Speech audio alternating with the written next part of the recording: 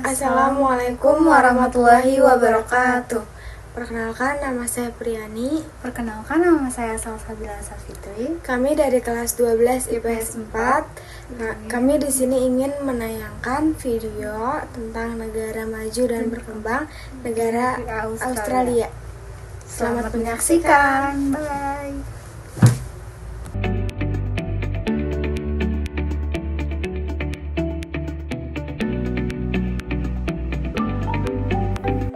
Singapura merupakan negara yang kecil. Ia hanya berkeluasan 721,5 km persegi. Namun, ia dikira sebagai negara paling kompetitif dalam ekonomi global dan antara negara yang mempunyai pendapatan tertinggi di dunia. Populasi di Singapura dianggarkan sekitar 5,7 juta orang, menjadikannya antara 20 negara terkecil di dunia. Ekonominya sangat kokoh dan dianggarkan bernilai 364 billion US dollar pada 2018. Terdapat 183.717 jutawan di Singapura dan lebih 1.000 adalah sangat kaya. Ini bermakna juga tergaji bagi di Singapura adalah antara tertinggi seperti di Jerman, Prancis, dan Amerika Serikat. Jadi mari kita lihat bagaimana negara sekecil Singapura ini boleh menjadi kaya dan sangat maju. Kita mulakan dengan sedikit sejarah.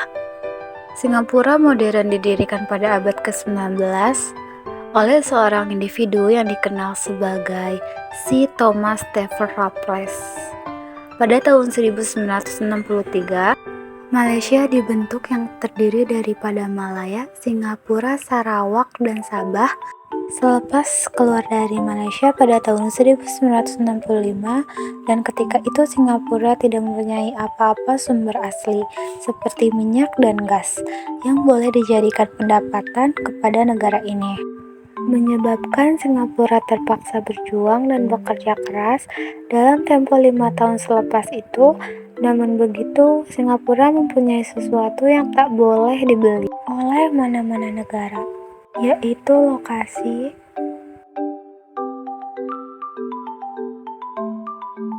Singapura terletak di pertengahan jalan perdagangan yang terpenting, yaitu hubungan bagi Asia dan Eropa. Inilah yang menjadikan Bird sangat berminat untuk memiliki peluang kecil ini. Walaupun Malaysia, Thailand, dan Indonesia mempunyai pengaruh terhadap laluan perdagangan ini, tetapi negara ini tidak begitu berjaya. Kini Singapura bersama-sama negara seperti Hong Kong, Korea Selatan, dan Taiwan menjadi ASEAN Thailand. Bagaimana ini boleh berlaku? Kuncinya terletak kepada seorang pemimpin ikonik merdeka, yaitu Lee Kuan Yew. Singapura bermula dengan berbagai isu dan masalah seperti kekurangan rumah, migrasi, dan pembangunan yang lambat. Pada waktu itu, Lee Kuan Yew sebagai Perdana Menteri Singapura yang pertama, orang yang bertanggung jawab sepenuhnya dalam mengubah landscape ekonomi Singapura daripada negara dunia ketiga kepada negara maju. Antara polisi yang memberi kesan besar kepada ekonomi Singapura pada waktu itu adalah polisi perdagangan bebas dan tarif yang sangat rendah telah membawa kejayaan. Lee Kuan Yew adalah seorang individu yang bervisi besar. Beliau berhasrat ingin mengubah pulau kecil ini menjadi kuasa besar dalam ekonomi. Untuk menjayakan visi ini, beberapa plan telah diwujudkan. Antaranya adalah menghapus rasa dalam segala bentuk, dan hasilnya berbilion dolar telah berjaya diselamatkan. Jika melihat GDP Singapura dengan lebih teliti, kita dapat dilihat dua tempo dan fase yang berbeda. Pertama lewat tahun 1980-an dan kedua zaman milenial baru. Pada 1985, Singapura berada di dalam fase kemelesetan pertama selepas merdeka, dan ia menyebabkan kerajaan Singapura membuat beberapa langkah, antaranya syariat milik kerajaan seperti telekomunikasi diswastakan supaya lebih kompetitif. Beberapa dekade selepas itu, penghematan industri seperti keuangan dan iuran pula dibebaskan. Langkah ini menjadikan GDP dalam perkhematan di Singapura pada 1985 sebanyak 2400 meningkat kepada 7000 pada 2017. Banyak syariat multinasional mulai menjadikan Singapura sebagai ibu pejabat atau headquarters. Singapura muncul negara yang bencana ekonominya paling tinggi dari segi GDP berbanding negara ASEAN yang lain. Jadi, apakah faktor yang menjadikan Singapura menjadi negara yang maju dan sangat cepat? Terdapat dua faktor yang besar, yaitu pengangkutan dan perniagaan. Pengangkutan, pelabuhan Singapura diiktiraf sebagai pelabuhan kedua tersibuk di dunia dan memainkan peranan dalam ekspor berbilion setiap tahun. Pelabuhan ini menghubungkan lebih 600 pelabuhan lain di 123 negara. Pada 2016, pelabuhan ini telah mengendalikan lebih 30 juta kontainer. Lapangan terbangnya, yaitu Changi Airport, telah merekorkan seramai 66 juta penumpang pada tahun 2018 dengan sekitar 7.400 penerbangan setiap minggu.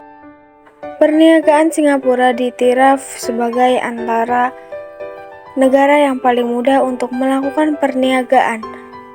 Ini karena terdapat berbagai kelebihan yang wujud kepada pelabuh maupun usahawan. Antaranya ialah pelepasan cukai, akses yang mudah kepada benua Asia, dan beberapa polisi yang lain. Dengan semua ini, peluang kepada usahawan untuk berjaya dan sangat terbuka luas. Pernikahan boleh dimulakan kurang daripada 3 jam saja. Ini adalah senarai 10 syariat listed company terbesar di Singapura. Pertama, Jardine Matheson Holding 65 pukulan 56 bilion Singapura dolar.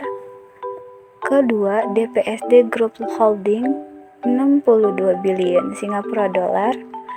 Ketiga, Jardine Strategic Holder 55,5 bilion Singapura dolar. Singapura dari Communication 49,43 bilion Singapura dolar. Kelima, Absi Chinese Banking Corporation 99 bilion Singapura dolar. 6, United Overseas Bank 37 bilion Singapura dolar. 7, Hong Kong Land Holdings 20 bilion Singapura dolar. 8, Wilmar International 21,11 bilion Singapura. 9, T Preference PCL 18 pembunuhan 81 bilion Singapura. 10, dari Frank International Holding 17 pembunuhan 17 bilion Singapura. Walaupun Singapura telah berjaya mentransformasikan daripada negara dunia ketiga kepada negara maju, tetapi adalah semua rakyat Singapura semuanya kaya. Mungkin tidak tepat jika jawaban yang diberikan adalah semuanya kaya. Alasannya adalah karena konseri hidup dan ketidaksamaan. Dalam tempo 5 tahun terdekat ini, Singapura telah dinamakan sebagai bandar paling mahal dan mengalahkan New York serta London.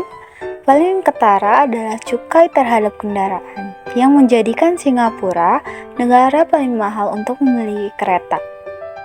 Ia juga berada di tempat ketiga paling mahal untuk membeli pakaian. Namun begitu, barang pribadi, peralatan rumah, dan barang domestik masih lagi rendah berbandingan negara lain. Walaupun GDP Singapura tinggi, tetapi gaji buruh bagi golongan pertengahan adalah sekitar 3.270 Singapura atau sekitar 13.600 ringgit Malaysia.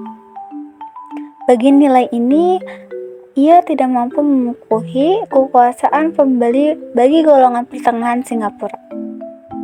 Kesimpulannya, Negara-negara lain, terutamanya ASEAN seperti Malaysia, Thailand, dan Indonesia, harus mengambil peluang dalam meningkatkan ekonominya supaya ruang perbedaan dapat dikurangkan. Kita perlu melihat dari segi positif, terutamanya model ekonomi yang digunakan oleh Singapura. Ini untuk dijadikan inspirasi. Namun demikian, pembangunan diperlukan seiring dengan meningkatkannya pendapatan rakyat, dan akhir sekali tidak boleh dinafikan, Singapura telah berjaya mengalahkan negara serantau dalam menjadi kekuasaan besar ekonomi dunia. Sekian video dari kami. Wassalamualaikum warahmatullahi wabarakatuh.